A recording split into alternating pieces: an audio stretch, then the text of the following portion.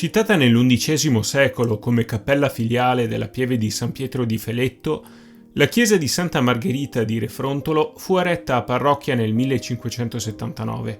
L'assetto attuale dell'edificio è in gran parte dovuto agli interventi degli architetti Stefano De Marchi e Giovanni Possamai, che hanno lasciato un'impostazione palesemente classicista alla facciata. Lo spazio sacro del sagrato è segnalato da una balaustra di gusto barocco intervallata dalle statue del Redentore benedicente, di San Pietro e di San Paolo, poste quasi a guardia verso la strada.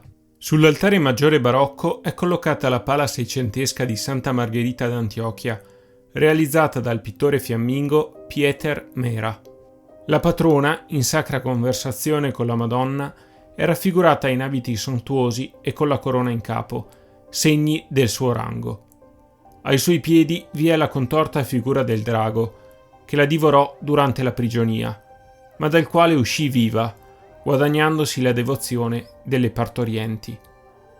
L'altare ligneo in dorato di Sant'Antonio da Padova, impostato su 2 coppie di piedistalli ed eretto su colonne corinzie fittamente scanalate, è attribuito a Zambatta Ghirlanduzzi.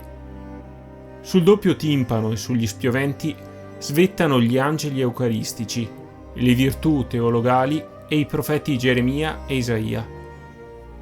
Sull'altare della Madonna del Rosario si ammira una pala del pittore locale contemporaneo Pietro dalle Ceste, raffigurante una sacra conversazione che celebra la vittoria della flotta veneziana sui turchi avvenuta nel 1571 a Lepanto.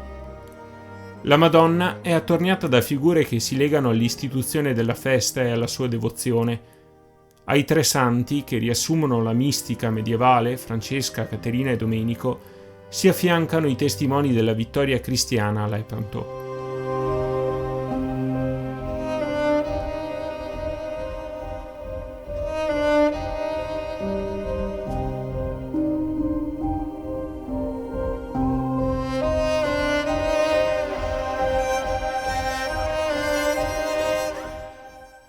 In zona periferica sorge invece il capitello di Casale, costruito nel 1946 come voto di ringraziamento per la protezione ricevuta durante l'ultima guerra.